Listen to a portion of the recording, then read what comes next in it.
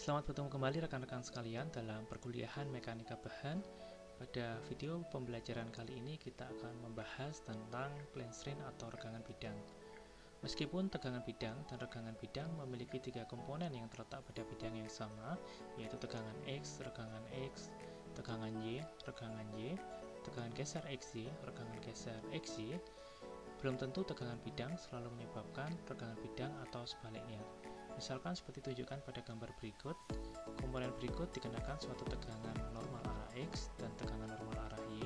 Selain terjadi regangan X dan regangan Y, juga akan terjadi regangan Z karena efek Poisson.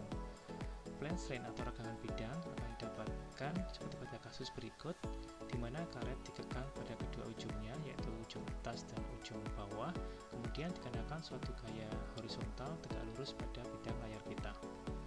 Seperti halnya tegangan bidang akan bernilai positif jika mengalami pemanjangan dan bernilai negatif jika mengalami pemendekan, yaitu untuk regangan normal. Untuk regangan geser, maka akan bernilai positif jika sudut yang dibentuk seperti diilustrasikan pada gambar berikut bernilai lebih kecil daripada 90 derajat, dan akan bernilai negatif jika sudut yang dibentuk pada seperti ditunjukkan pada gambar berikut lebih besar daripada 90 derajat. Kemudian terkait dengan sudut transformasi, yaitu transformasi dari tatanan sumbu X, Y menuju tatanan sumbu X aksen, Y aksen, akan bernilai positif jika berlawanan dengan arah jarum jam. Berikut merupakan rumus transformasi tegangan dan regangan. Rumus transformasi regangan memiliki ekspresi yang hampir sama dengan rumus transformasi tegangan. Perbedaannya hanya pada satu parameter ini, di mana regangan XY dibagi dua. Kemudian terkait dengan rumus principal stress dan principal strain, maka seperti halnya tadi, rumus principal strain memiliki ekspresi yang hampir serupa dengan principal stress, di mana perbedaannya hanya pada parameter ini, regangan geser XY dibagi dua. Terakhir adalah tentang maksimum in plane shear stress dan maksimum in plane shear strain, di mana ekspresi untuk rumus plane strain hampir serupa dengan rumus untuk plane stress, di mana di sini perbedaannya hanya pada parameter regangan geser XY saja. Baik, mari kita pelajari lebih lanjut terkait dengan regangan geser dengan mempelajari contoh berikut. Misalkan kita memiliki regangan X 500 mikron, positif ya, berarti dia mengalami pemanjangan, yaitu seperti gambar berikut mengalami pemanjangan. Kemudian regangan Y bernilai negatif, berarti dia mengalami pemendekan, seperti pada gambar berikut mengalami pemendekan. Kemudian regangan geser XY bernilai positif 200 mikron ya, maka sudut yang dibentuk oleh garis berikut bernilai lebih kecil daripada 90 derajat. Kemudian dari soal ini diminta untuk mentransformasikan terhadap sudut rotasi minus 30 derajat atau 30 derajat searah dengan jarum jam.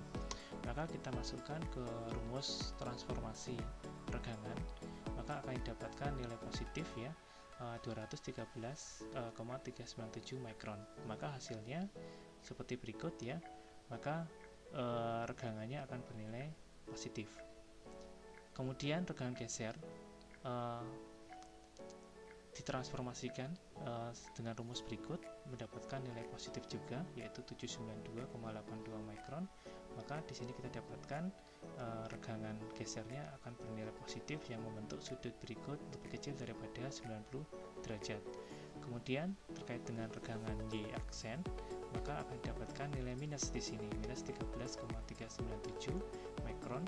Maka karena ini minus, maka berarti regangannya mengalami pemendekan. Seperti halnya kita lihat pada gambar berikut, regangan Y mengalami pemendekan.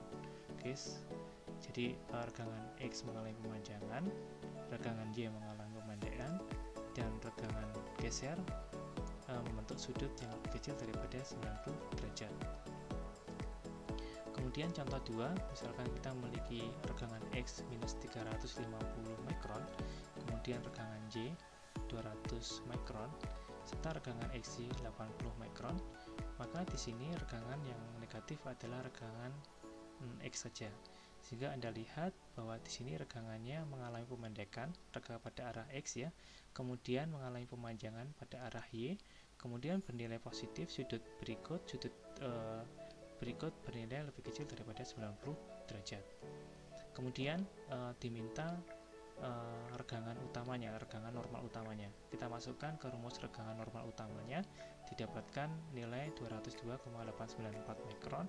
Kemudian regangan 2 atau regangan minimumnya didapatkan minus 352,894 mikron. Kemudian kita tentukan sudutnya, karena kita akan menggambarkan komponen tersebut ketika diputar pada suatu sudut tertentu, maka kita perlukan sudut yang menghasilkan nilai maksimum dan minimum tadi ya. Sehingga kita dapatkan di sini minus 4,138 derajat. Nah, kita tidak tahu sudut ini miliknya regangan 1, regangan maksimum, atau regangan normal minimum, atau regangan 2.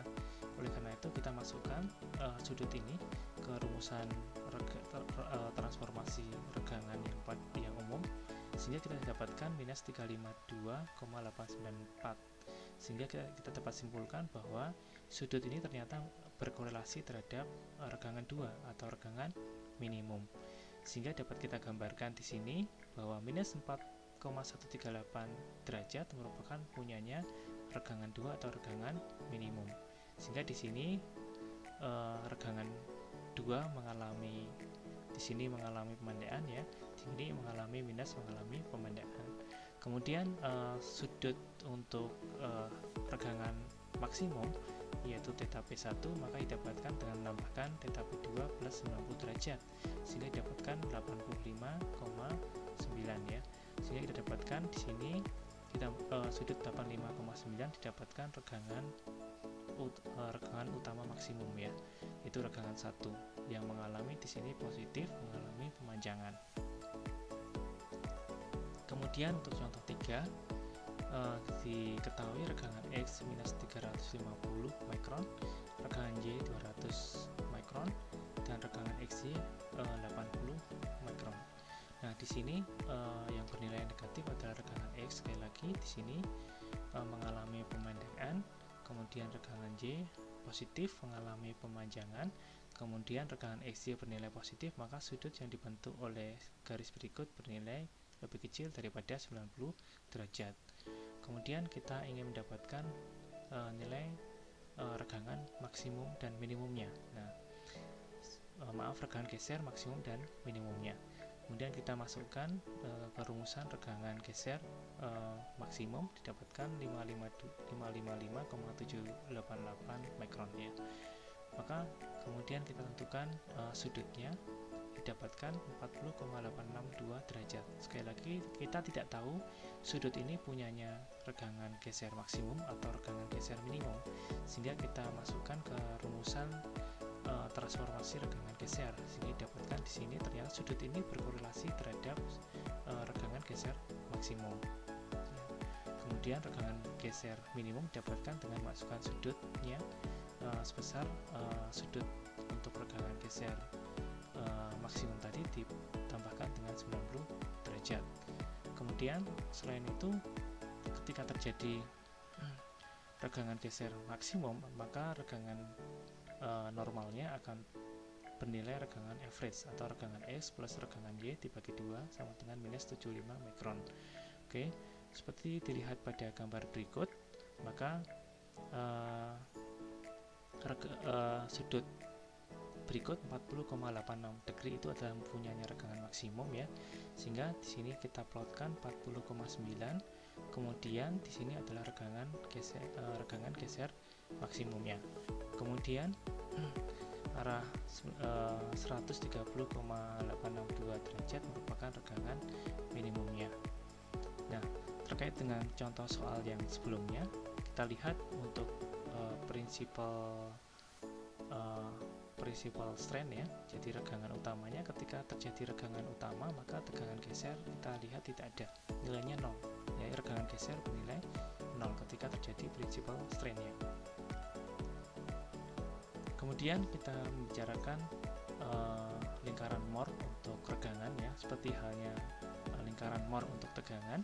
Jadi lingkaran Mohr untuk regangan dapat diekspresikan menggunakan formula berikut ya. Ini adalah formula lingkaran di mana titik pusat lingkaran adalah regangan average, 0 dan jari-jarinya adalah R berikut.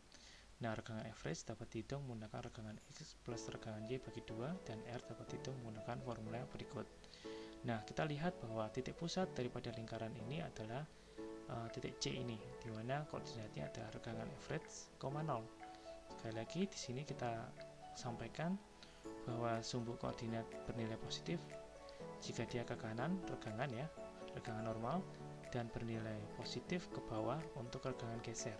Perbedaan antara lingkaran Mohr tegangan dan lingkaran Mohr regangan adalah pada parameter berikut di sini. Nah, berikut merupakan regangan geser per 2. Kalau di lingkaran Mohr tegangan, di sini adalah tegangan geser saja. Bernilai positif jika dia ke bawah. Sehingga kalau kita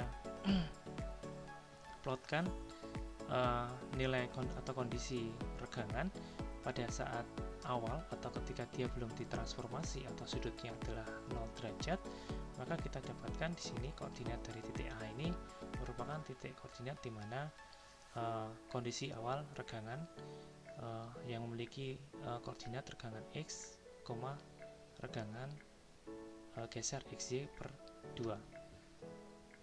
Kemudian kita lihat lingkaran sebelah kanan ya. Di sini kita anotasikan ada tadi titik pusatnya adalah titik C, kemudian ada titik B, ada titik D, ada titik E, dan titik F ya. Kemudian tadi kita sudah jelaskan ada titik A itu merupakan titik di mana kondisi regangan awalnya ya, jadi θ sama dengan 0. Jadi sebelum dia ditransformasikan menuju suatu sudut tertentu ya, titik A. Kemudian kita lihat bahwa seperti halnya tegangan, lingkaran Mohr tegangan ya, maka titik D dan titik B itu merupakan principal strain ya. Titik B merupakan regangan normal maksimum, titik D merupakan regangan normal minimum. Sehingga sudut yang dibentuk antara garis CA terhadap garis CB itu merupakan 2θ P1. Sekali lagi, ketika kita menggambarkan komponen yang diputar dengan suatu sudut tertentu, maka di lingkaran Mohr kita kalikan 2 sudutnya, 2θ. Kemudian untuk titik E dan titik F merupakan nilai regangan maksimum ya. Sehingga jika kita rotasikan ya, titik AC menuju titik CE, maka sudut yang dibentuk antara garis AC dan garis CE ini merupakan 2θ S1 yang dapat menghasilkan sudut yang dapat menghasilkan nilai regangan geser maksimum ya. Kita berikan contoh berikut ya. Jadi misalkan kita memiliki suatu nilai regangan X yaitu 250 mikron, regangan Y minus 150 mikron, kemudian regangan geser XY 120 mikron. Maka diminta principal strain-nya dan orientasi dari elemennya. Baik, kita coba hitung dulu. Regangan average-nya adalah regangan X plus regangan Y dibagi 2, maka akan dapatkan 50 mikron. Nah, disinilah lokasi daripada titik C atau titik pusat lingkaran 50,0. Nah, kemudian kita bisa hitung jari-jari lingkarannya menggunakan formula berikut. Setelah mendapatkan jari-jari lingkaran, kita bisa membuat lingkarannya yang berpusat atau berputar terhadap titik C. Kemudian kita bisa menghitung regangan 1 atau regangan normal maksimum ya di sini. Regangan normal maksimum ketika kita sudah ketahui jari-jarinya, regangan normal maksimum kan di titik B. Maka regangan normal maksimum ya dari visual saja kita bisa mendapatkannya sama dengan 50 plus jari-jarinya 208,8. Kemudian untuk regangan 2, maka kita bisa dapatkan ya dari titik D ini ya, dari titik D ini, sehingga didapatkan dari 50 dikurangi dari jari-jari lingkarannya, sehingga mendapatkan minus 159 mikron. Kemudian kita cari titik atau sudut putarnya ya, yaitu sudut putar yang menghasilkan nilai maksimum tadi ya. Maka di sini kita gunakan rumus, kita gunakan grafik berikut ya, bahwa 2θ P1 itu tangan daripada 2θ P1 itu adalah 60 dibagi dengan 250 dikurangi 50, sehingga kita dapatkan θ P1 sama dengan 8,35 derajat. Nah, karena ini nilainya positif, maka seperti halnya yang tegangan plane strain ya, tegangan bidangnya bernilai positif jika dia berlawanan dengan arah jarum jam, sehingga di sini kita putar berlawanan dengan arah jarum jam sebesar 8,35 derajat. Nah, di sini Anda lihat bahwa regangan 1 itu bernilai positif, maka dia akan memanjang. Kemudian regangan 2 bernilai negatif, maka dia akan memendek. Kemudian sekali lagi ketika terjadi principal strain, maka regangan geser tidak ada, sehingga Anda lihat di sini tidak ada regangan geser atau regangan geser sama dengan 0.